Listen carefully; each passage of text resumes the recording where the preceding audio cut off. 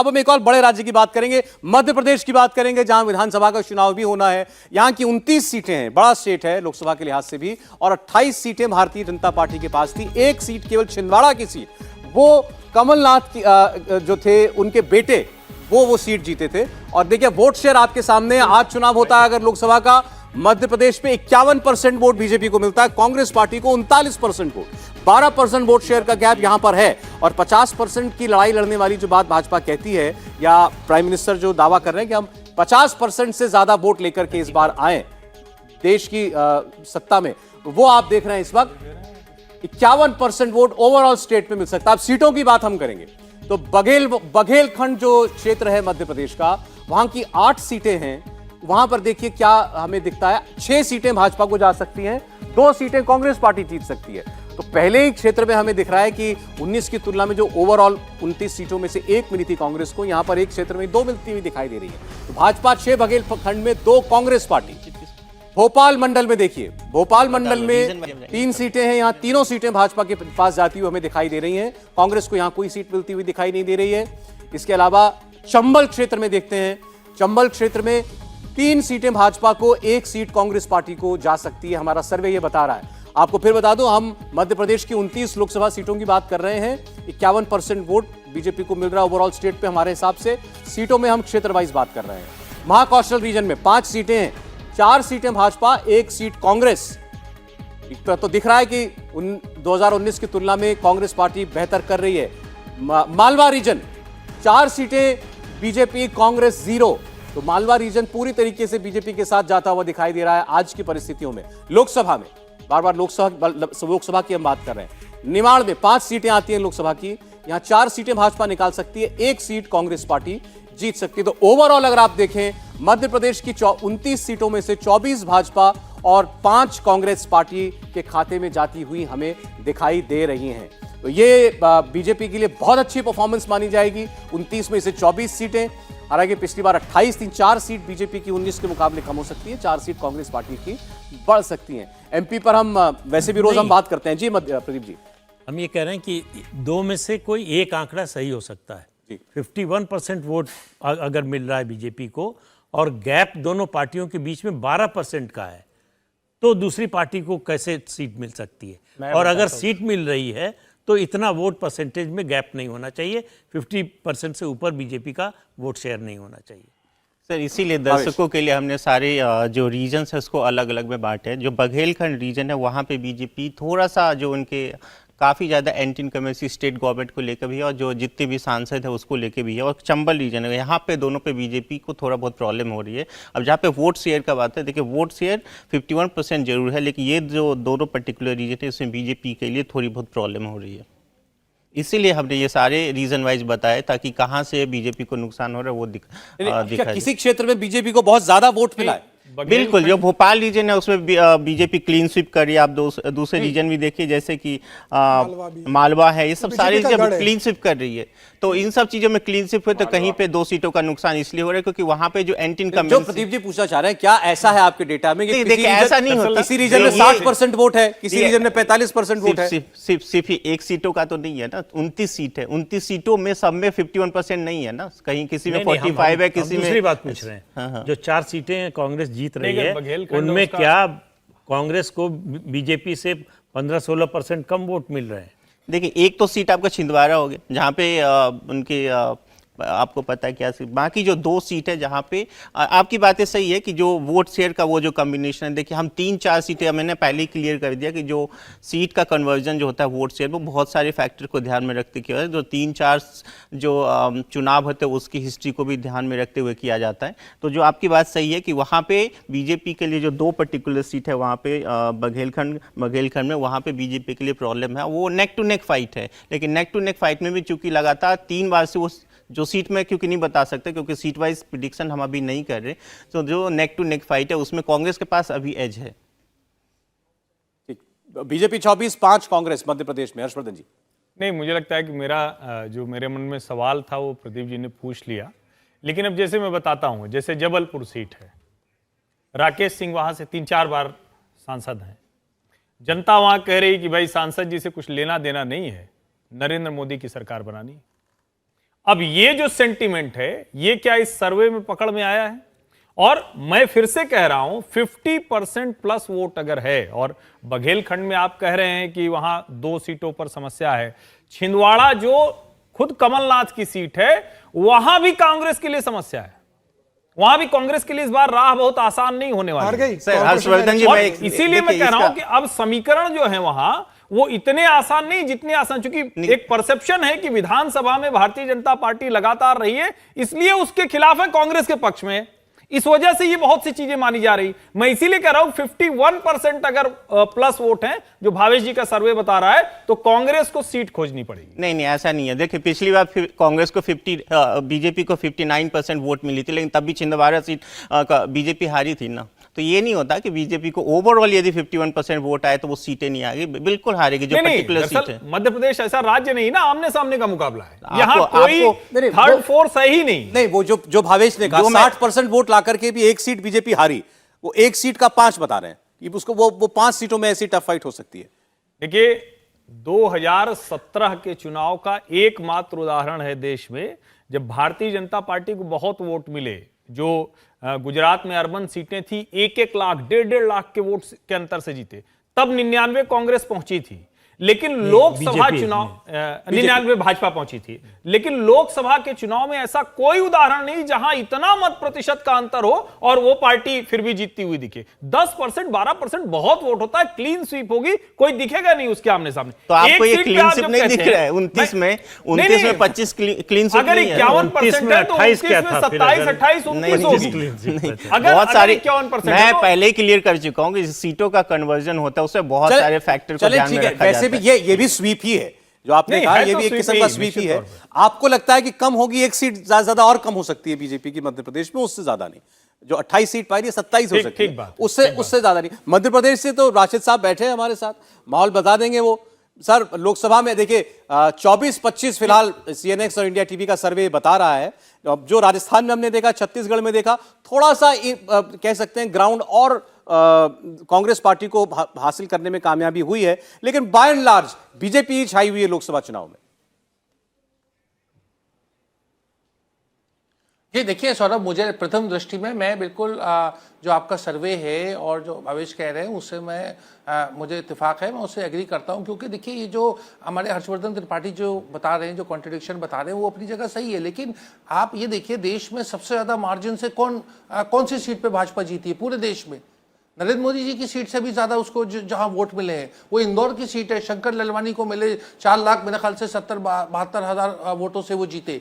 इस तरीके से भोपाल से साध्वी प्रज्ञा सबसे ज्यादा मार्जिन से सीआर पाटिल जी, इतना ज्यादा जब 70% वोट कहीं मिलता है तो जी हाँ, नहीं, शंकर ललवानी की भी बहुत बड़ी मार्जिन थी उस समय, मुझे ध्यान है कि उनको भी 4.5 लाख से ज्यादा वोट मिले थे।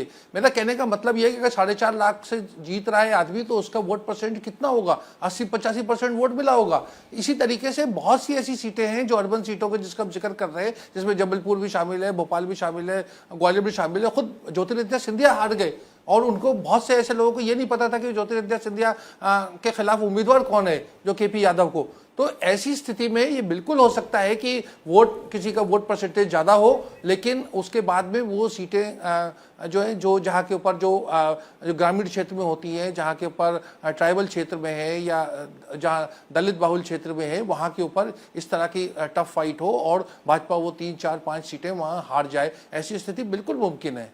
अब जैसे ज्योतिरादित्य सिंधिया की बात हुई, चंबल की सीटें आपने मेरे ख्याल में बीजेपी को दिखाया आपने सीटें। हाँ बिल्कुल, चंबल में आपके ग्वालियर, गुना, भिंड, मुरैना, चंबल में 4 सीटें, 1 सीट कांग्रेस को जा रही है। कौन सी सीटें बता सकते हैं आप? नहीं, मैं पर्टिकुलर सीट वाइज प्रेडिक्शन नहीं कर रहा हूँ, अभी करना भी सही नहीं है मेरे ख्याल से। नहीं, सीट वाइज लोकसभा सीट है वो जा सकती है। अभी जिस ओर इशारा किया उन्होंने, ज्योतिरादित्य सिंधिया का आना, अभी लड़ाई बता रहे हैं कि मुश्किल तो ये भी थी ज्योतिरादित्य सिंधिया को बीजेपी कितना अपना पाई है, वर्कर कितना अपना पाया है उस रीजन में। बिल्कुल, मुझे लग रहा है ग्वालियर चंबल संभाग में ज्योतिरादित्य सिंधिया के आने के बाद से भारतीय जनता पार्टी को एक ताकत जरूर मिलेगी। लेकिन मुझे जो लग रहा है कि जो सीट कांग्रेस को पास दिखाई जा रही है, मुझे ऐसा लगता है कि जो आदिवासी बेल्ट है, लास्ट टाइम विधानसभा चुनाव में भी आदिवासियों की 50% सीटें बीजेपी वहाँ हार गई थी विधानसभा चुनाव में, और लोकसभा चुनाव में भी 2019 में आदिवासियों ने बहुत ज़्यादा भारतीय जनता पार्टी को समर्थन नहीं दिया था।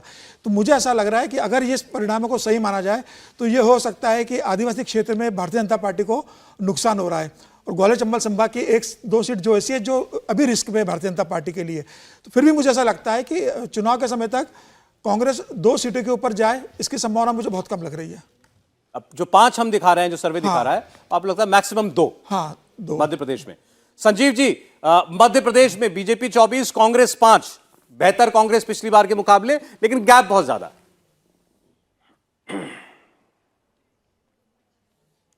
गैप बहुत ज़्यादा है। देखिए, बात पूरे कुल मिला के तस्वीर जो आपने पिछले राजस्थान से शुरू हुई है और छत्तीसगढ़ और एमपी कि अभी भी डोमिनेंट पोल पोजीशन में बीजेपी है। प्राइम मिनिस्टर मोदी फेवरेट हैं सबके प्राइम मिनिस्टर बनाने के लिए वहाँ के मतदाता के। लेकिन अब थोड़ा बहुत, भाई तीसरा चुनाव जो लगातार लड़ते हो, वही प्रदीप जी की बात कि शिखर पे बने रहना बड़ा मुश्किल है, तो थोड़ा बहुत तो फिसलोगे इधर उधर। अब उस पर हम इसको जब भी कोई ओपिनियन पोल डिस्कस करते हैं तो ये मान के डिस्कस करते हैं कि भाई जो सर्वे किया है पोलस्टर ने उसको सही मानो, नहीं तो फिर तो हर जना ही अपना नुक्ताचीनी और अपनी अपनी माइंड लगाने लगेगा। तो सर्वेयर की बात को ठीक मांगते हुए जो एनालिसिस है वो ये है कि इन सब जगहों पे हालांकि अभी भी डिस्टिंक्शन के साथ बीजेपी पास हो रही है, लेकिन जो उसका एक 100% का ट्रैक रिकॉर्ड था वो हमें जमीन पे भी दिखता है, वो कहीं ना कहीं उसमें सेंग लगती हुई दिख रही है। तो वो 2-4 सीटें खिसक रही हैं। अब हर स्टेट में 2-4 सीटें खिसकते खिसकते वो बूंद बूंद से जो घड़ा भरता है, वो एक चैलेंज है बीजेपी के सामने 2024 के संदर्भ में। ये अब सवाल ये भी है कि क्या अभी हमने अगर ये उन 3 राज्यों का आपने जिक्र किया जिनका मध्य प्रदेश, राजस्थान, छत्तीसगढ़, जो बीजेपी ने स्वीप किया था, जहां बड़े बड़े मार्जिन से बीजेपी जीती थी, वहां थोड़ा बहुत लग रहा है कांग्रेस कमबैक कर रही है, लेकिन क्या ये काफी होगा? जब हम बड़ी पिक्चर देखेंगे उसमें बीजेपी के ग्राफ को 250 तक 270 के बीच कहीं लाकर ठहराने में क्या जो डायरेक्ट कॉन्टेस्ट वाली सीटों में कांग्रेस का परफॉर्मेंस हमको अभी तक दिखाई दे रहा है, क्या वो कांग्रेस पार्टी की या विपक्ष की अपेक्षाकृत काफी है? ये हम आगे जब और राज्यों की बात करेंगे तो हमको पता चलेगा। कुछ सवाल ऑडियंस में से अगर आपके पास कुछ पूछना चाहते हो अगर आप, तो जी सर, मेरा सवाल हर्षवर्धन जी से है। जैसे केंद्र में बीजेपी है और लोग उसको पसंद भी कर रहे हैं, लेकिन कुछ राज्यों में बीजेपी नहीं है, और जैसे कि अभी बात हुई थी 5-5 साल का रोटेशन चल रहा है जिन राज्यों में, क्या बीजेपी के पास में मोदी योगी के अलावा कोई और चेहरा नहीं है जो लोगों में विश्वास जमा सके और अगले 5 साल बाद भी बीजेपी की सरकार आ सके?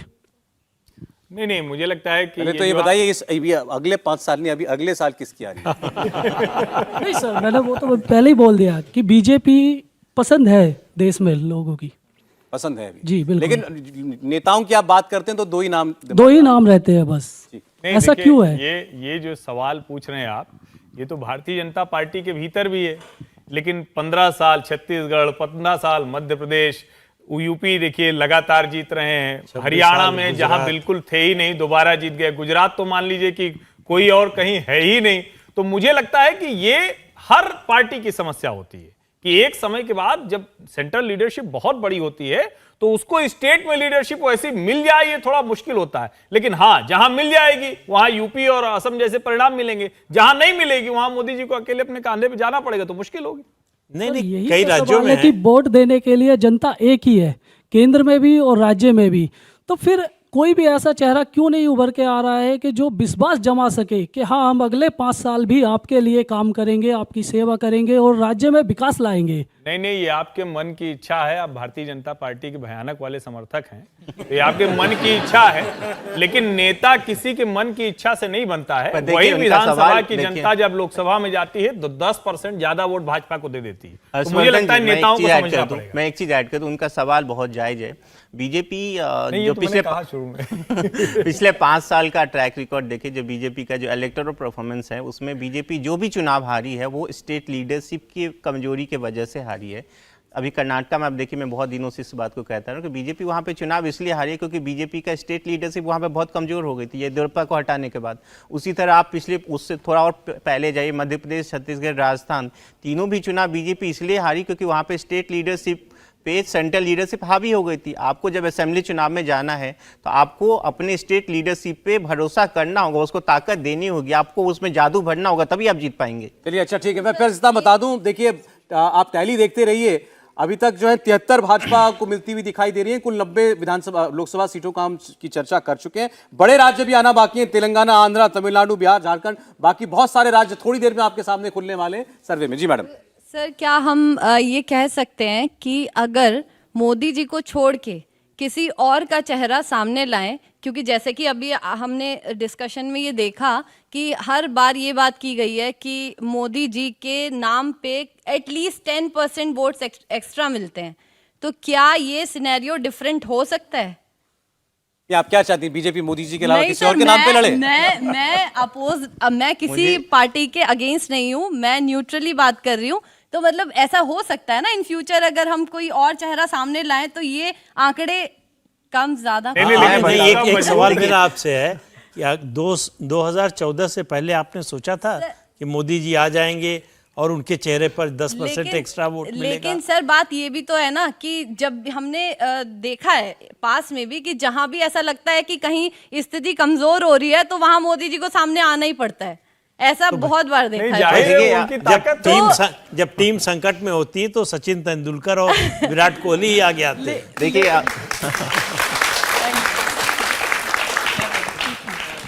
बट सर अगर स्टेट की बात आती है तो मोदी जी और उनके सारे मंत्री पूरी पावर लगा देते हैं स्टेट को जिताने के लिए, लेकिन फिर भी वहां पर नतीजा अलग ही होता है। वहां पर मोदी फैक्टर क्यों नहीं चलता? वो आपकी बात ठीक है, उसका जवाब भवेश जी ने दिया कि स्टेट लीडरशिप जब तक स्ट्रांग नहीं होगी, जैसे यूपी में है, चुनाव जैसे महाराष्ट्र में है देवेंद्र फडणवीस है, जैसे असम में है हेमंत बिस्वा शर्मा है, इस तरह से अलग अलग राज्यों में नई लीडरशिप डेवलप करने की कोशिश हो रही है। एक ट्रांजिशन पीरियड है, अटल जी आडवाणी जी थे, उसके बाद अब नरेंद्र मोदी और अमित शाह आए, इसी तरह से राज्यों में परिवर्तन हो रहा है। तो ये लीडरशिप खड़ी होने में बहुत समय लगता है, वो ऐसा नहीं है कि आज किसी को भेज दिया और वो नेता हो जाएगा। तो वो जो है खट्टर जी तो बन सकते हैं ऐसे कि किसी को ऊपर से भेज दीजिए, लेकिन मास लीडर बनने में वो समय लगता है, वो लोगों का विश्वास जीतना पड़ता है। दो मेहमान हमारे पास बाहर भी हैं, कोई सवाल अगर आपके हों तो उनसे भी आप लोग कर सकते हैं। जी सर मेरा क्वेश्चन भावेश जी से है। भावेश जी जैसा कि आप कह रहे हैं कि अब जो मैं पर्टिकुलरली सीट की बेसिस पे नहीं बता सकता हूँ कि कौन बता नहीं सकता हूँ, मुझे बताने के लिए मना किया गया है। ओके सर, तो सर ये कैसे हम पता लगा सकते हैं इस हिसाब से कि बीजेपी 24 और कांग्रेस 5 सीट जीत रही है, जबकि आप ये बता ही नहीं सकते हैं? आपको इसके लिए थोड़ा दिन और वेट करना पड़ेगा, हम सीट वाइज भी करेंगे, कुछ दिन और वेट करेंगे। तो फिर इनको ये जवाब दे दीजिए कि फिर ये 24 और 5 पर आप कैसे पहुंचे, अगर इंडिविजुअल एक सीट की कॉन्स्टिट्यूएंसी प्रेडिक्ट करना? आपका सवाल बहुत जायज है, इसीलिए हमने सर्वे जब सौरभ जी ने प्रोसेस बताया था कि 730 विधानसभा हमने लिए पूरे देश में, उसमें हर जो 292 पार्लियामेंट्री कॉन्स्टिट्यूंसी जो लिया उसमें लगभग 2 से 3 असेंबली कॉन्स्टिट्यूंसी लिया है। अब उसको एवरेज निकालते हुए हमने उसको किया है। अब जहाँ की रीजन वाइज जो हमने इसीलिए बांटा है, जैसे मध्य प्रदेश में हमने रीजन वाइज बांटा है, जिस रीजन से बीजेपी को हमें लगा है कि उनके वोट शेयर कम हो रही है, वहाँ पर थोड़ी टफ फाइट है, तो वहाँ पे कांग्रेस की सीटें दिख रही है। और दूसरा जो सबसे बड़ा फैक्टर है कि हमारे देखिए जब भी हम कोई सर्वे करते हैं तो सबसे बड़ा फैक्टर हमारे लिए होता है कि उस स्टेट का सोशल इक्वेशन किधर वोट करिए, जो सोशल फैक्टर जो होता है वो इंपॉर्टेंट होता है। जैसा भी मैंने राजस्थान में बताया था कि जाट वोट जो है बीजेपी के लिए जो इन ब्लॉक वोट करती आई है 2014-2019 में, वो बीजेपी के लिए 60-40 का हो गया, मतलब सिर्फ 40% बीजेपी के पास जाट वोट आ रही है, इसलिए आप देखेंगे कि वहाँ पे बीजेपी को नुकसान हो रहा है। सेम सिचुएशन यहाँ पे मध्य प्रदेश में भी बीजेपी के लिए, जहाँ पे कुछ सोशल फैक्टर वो है जो बीजेपी को वोट नहीं कर रही। अभी फिलहाल आज की स्थिति है, हमें नहीं पता 2024 में क्या होगी। सर मेरा क्वेश्चन राशिद साहब से।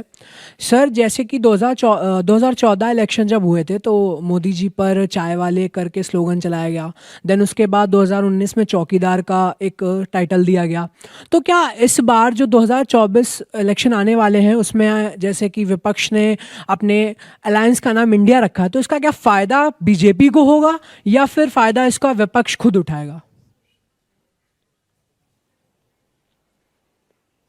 कि ये तो धन्यवाद। देखिए ये सवाल का जवाब आने वाले समय में मिलेगा। जो भी कोई कद्दावर शख्सियत जब हमारे देश की राजनीति में आती है, जैसे इंदिरा गांधी थी, अटल बिहारी वाजपेयी थे, इस तरह के लोग, वो उन पे बहुत सारे इस तरह की टिप्पणियां की जाती हैं और उससे वो लोग उसका राजनीतिक लाभ उठाते हैं। नरेंद्र मोदी जी ने भी उसका पूरा राजनीतिक उनको फायदा मिला है। हमें ये भी ध्यान में रखना होगा कि नरेंद्र मोदी जी 2002 से लगातार पहले मुख्यमंत्री के रूप में और प्रधानमंत्री के रूप में वो सत्ता में है। तो अब वो बार बार ये जो एक नैरेटिव है, एक नामदार कामदार वाला, उसकी भी एक लिमिटेशन होती है। देखिए मैंने भारतीय इतिहास का बड़े अच्छे से राजनीतिक इतिहास का विश्लेषण किया है और जब भी कोई बड़ी शख्सियत का अगर उसका जब भी राजनीतिक रूप से पतन होता है तो हमेशा एक गठबंधन की खिचड़ी सरकार बनती है। जैसे 1977 में था, प्रदीप जी यहाँ बैठे हुए, उस समय कोई चेहरा कौन था ये किसी को पता नहीं था, बल्कि बहुत से अधिकांश विपक्ष के नेता तो जेल में थे और लेकिन चेहरा आया, सरकार बनी। इस तरीके से अटल बिहारी वाजपेयी जी की लोकप्रियता 2004 में कोई कम नहीं थी। इंडिया शाइनिंग का कैंपेन चल रही थी, उसके बावजूद लोगों ने वोट दिया वाजपेयी जी की गवर्नमेंट के खिलाफ या उस गठबंधन के खिलाफ, और दूसरा गठबंधन आया। किसी ने स्मरण भी नहीं किया होगा कि डॉक्टर मनमोहन सिंह प्रधानमंत्री बनेंगे। और 2009 का चुनाव जो था वो बड़ा महत्वपूर्ण था। उसी गठबंधन को ज्यादा सीटों के साथ में उसी मनमोहन सिंह, जिनको रिमोट कंट्रोल कहा जाता था, उनको दिया जाता था। तो अब जब भी भाजपा या एक नरेंद्र मोदी जी के नेतृत्व में जब भी भाजपा का राजनीतिक रूप से पतन होगा तो ऐसा संभावना है कि एक कोलिशन गठबंधन की सरकार आएगी। वो 2024 में होगा या 29 में होगा या उसके बाद, ये हम नहीं कह सकते। लेकिन इसी की तैयारी के लिए अलायंस जो है, गठबंधन बनाया गया जिसमें 26 पार्टियां शामिल है। और जैसे जैसे चुनाव करीब आएंगे आप देखिएगा कि और उतर सर राशिद साहब, जो इन्होंने इंडिया अलायंस का जो नाम का भी जो सवाल उठाया, वो सवाल ये तो जो हम राजस्थान, मध्य प्रदेश, ये तो वो राज्य है जहां सीधी लड़ाई है बीजेपी और कांग्रेस के बीच में। यहां कोई एलाई तो है नहीं, लेकिन अलायंस जरूर है, नाम जरूर है। तो क्या वो अलायंस करने का जो माहौल बना है, इंडिया नाम रखने से जो माहौल बना है, उसका कुछ असर आपको वो डायरेक्ट कॉन्टेस्ट वाली सीटों में भी कांग्रेस के पक्ष में दिखाई दे रहा है क्या, या हो सकता है? जी बिल्कुल। देखिए वो तो होता ना कि 1 और 1 11 वाली बात है, क्योंकि देखिए जो अलायंस बना है हमारे देश में, देखिए 2 तरह का, जो 272 का जादुई आंकड़ा है उसको पाने के लिए विपक्ष को, एक तो कांग्रेस को जो है अपने आप को 100 के पार 120 100 सीट, जो अभी बड़ा मुश्किल लगता है, बिल्कुल काल्पनिक लगता है, उसकी तैयारी करनी होगी। दूसरा जो गैर कांग्रेस जो विपक्ष है, जिसमें तृणमूल शामिल है, डीएमके शामिल है और राजनीतिक शामिल है, वो अगर 150 सीटें ले आते हैं अपने बलबूते पे, तो एक दोनों मिल करके जो है 272 के आंकड़े के पास या उसको छू सकते हैं। ये एक ऐसी पॉसिबिलिटी है और उसी के लिए मुझे लगता है कि ये इंडिया जो ये अलायंस बना है ये बहुत महत्वपूर्ण है। इंडिया का नाम तो हमारी चैनल का नाम भी इंडिया टीवी है, तो इंडिया तो सब में है और सब इंडिया के हैं। ये इसको मेरे ख्याल से इसको मुद्दा बनाना फजूल का है और इससे राजनीतिक नुकसान होगा। नवंबर में वर्ल्ड कप होने वाला है। आप कल्पना करिए, नरेंद्र मोदी स्टेडियम में भारत का मैच हो रहा है, लोग चिल्लाएंगे इंडिया इंडिया इंडिया। वो किसके लिए कह रहे हैं? वो तो भारत देश क्रिकेट टीम के लिए कह रहे हैं, लेकिन उससे इंडिया का जो गठबंधन है उसको भी फायदा होगा। नहीं सर, क्रिकेट मैच में लोग इंडिया इंडिया चिल्लाएंगे तो उससे अलायंस को फायदा तो नहीं होगा। देखिए ये जो रशीद जी, माहौल की बात है, माहौल मैं समझा। बोला आप इंडिया नाम से वो कह रहे हैं कुछ फिक्स में डाल दिया है बीजेपी को, ऐसा लगता है। नहीं, माहौल बनेगा ना जब नरेंद्र मोदी स्टेडियम में इंडिया होगा, गुजरात में इंडिया होगा, तो किसके साथ जुड़ेगा? और जब हम कहते हैं कि किसी को फायदा कैसे मिलता है और कोई बड़ा नेता पराभव की ओर जाता है, ये एक काल्पनिक स्थिति है जो बार बार 2019 में भी आई थी, अभी भी आ रही है। लेकिन जो 77 की स्थिति थी, तानाशाह इंदिरा, उसके बाद में जनता पार्टी की सरकार, तो जरा ये कुछ चीजें सोचना चाहिए कि कहां से तुलना करें। आज की तारीख में नरेंद्र मोदी 2004 वाली स्थिति में नहीं है, ये कोई मिलीजुली सरकार नहीं है। इस सरकार ने अपना जो एजेंडा फिक्स किया वो कोई पीछे नहीं रखा। राम मंदिर कोई कॉमन मिनिमम प्रोग्राम की भेंट नहीं चढ़ गया, 370 कोई कॉमन मिनिमम प्रोग्राम की भेंट नहीं चढ़ गया, 3 तलाक कोई कॉमन मिनिमम प्रोग्राम की भेंट नहीं चढ़ गया। नरेंद्र मोदी जिस एजेंडे पर जनता ने उन्हें जिताया, 2014 से 19 में वो सब कर दिया। जो बचा था 2019 से 24 में कर दिया। 2024 के चुनाव में जाते हुए कह रहे हैं कि हमारा ये एजेंडा बचा है, हम करेंगे। और जब हम लोग टीवी पर ये बात कर रहे हैं कि भैया कांग्रेस को किसी तरह 100 120 कुछ तो मिल जाए, जो नौजवान है वो सोचेगा फ्रैक्चर्ड मैंडेट क्यों चाहिए भाई? हमें मजबूत देश है, डिसाइसिव लीडरशिप चाहिए, एक पक्का वाला मैंडेट चाहिए ना, तभी तो फिर वो जो बाइडेन कहेगा कंधे पे हाथ रख के कि मोदी जी, फिर बराक ओबामा फ्रेंड, या जो दुनिया के किसी हिस्से में हम जाते हैं। फर्क है जियोपॉलिटिकल वर्ल्ड ऑर्डर का, जिसमें नरेंद्र मोदी और जो एस्पायरिंग इंडिया है वो कनेक्ट करते हैं। ये बहुत बड़ा अंतर है। नहीं तो क्या जनता के मन में ये बात जा रही है कि हमको ये मिलीजुली सरकार नहीं चाहिए, चाहिए मजबूत सरकार ही चाहिए? मजबूत सरकार जब आप कहते हैं तो नरेंद्र मोदी मजबूत सरकार दे सकते हैं। नहीं, देखिए आप जनता को देखिए, मतदाता को देखिए, वो जांचता है, परखता है। कुछ दिन 25 साल उसने गठबंधन की सरकारों का दौर देखा, उसके बाद तय किया कि अब बस, लगातार 2 बार से जो है वो पूर्ण बहुमत की सरकार बन रही है उत्तर प्रदेश में, सपा बसपा गठबंधन। उसके बाद तय किया कि नहीं, किसी को जो है पूरा बहुमत मिलना चाहिए। 2007 में मायावती को मिला, 2012 में अखिलेश यादव को, मुलायम सिंह को मिला, और उसके बाद 17 और 22 में भारतीय जनता पार्टी को मिला। तो इसलिए मतदाता, ये कोशिश उसकी होती है कि पूर्ण बहुमत की सरकार आए, जो ये बहाना न करे कि हम तो अपनी सरकार बचाने में लगे रहे 5 साल, हमको काम करने का तो मौका ही नहीं मिला। तो वो कहती कि हम पूरा जनादेश दे रहे हैं, अब काम करके दिखाओ। तो उस काम पर आकलन करती है कि इनको बना के रखा जाए फिर, या हटा दिया जाए। तो इसलिए ये उम्मीद करना कि गठबंधन की सरकार का दौर लौटने वाला है, मुझे नहीं दिखाई दे रहा है कि गठबंधन की सरकार का दौर फिर से लौट सकता है, जब तक कि कांग्रेस इतनी मजबूत ना हो जाए कि बीजेपी को सीधे चैलेंज करके स्पष्ट जनादेश लेने की स्थिति में हो। तो गठबंधन की सरकार फिर बनेगी, ऐसा दिखाई नहीं दे रहा है। आप कह रहे हैं कि मतलब या तो कांग्रेस मेजॉरिटी की सरकार बना ले, वरना उस दिन तक बीजेपी की सरकार चलती रहेगी। बिल्कुल, यही मतलब है आप? एक भाई, ये आजादी के बाद से कांग्रेस की सरकार लगातार रही, कांग्रेस का वर्चस्व रहा राजनीति पर, केंद्र से लेकर राज्य तक सब सरकारें उसी की थी। उसी दौर में बीजेपी है कि उसकी केंद्र में सरकार है, ज्यादातर राज्यों में सरकार है, उसकी कोशिश है कि और ज्यादा राज्यों में। आपके सामने अब दक्षिण के कुछ राज्यों का ओपिनियन पोल आने जा रहा है। शुरुआत करते हैं तेलंगाना से। 2019 में बीजेपी ने 4 सीटें यहां पर जीतकर सबको चौंकाया। वोट शेयर की अगर आप बात करें फिलहाल, तो आपको दिखाई देगा भारत राष्ट्र समिति 23% वोट जीतती हुई दिखाई देती है, 28% वोट भाजपा को दिखाई देता है। यानी तेलंगाना में वोट शेयर में सबसे बड़ी पार्टी भारतीय जनता पार्टी बनती हुई हमें दिखाई दे रही है। ये तेलंगाना की सीटों के लिए आप ओपिनियन पोल देख रहे हैं, और 23% वोट वो बीजेपी के पास जा सकता है, 3% 23% वोट कांग्रेस पार्टी को मिल सकता है, 3% वोट एआईएमआईएम को, 28% वोट भारतीय जनता पार्टी जीतती हुई दिखाई दे रही है।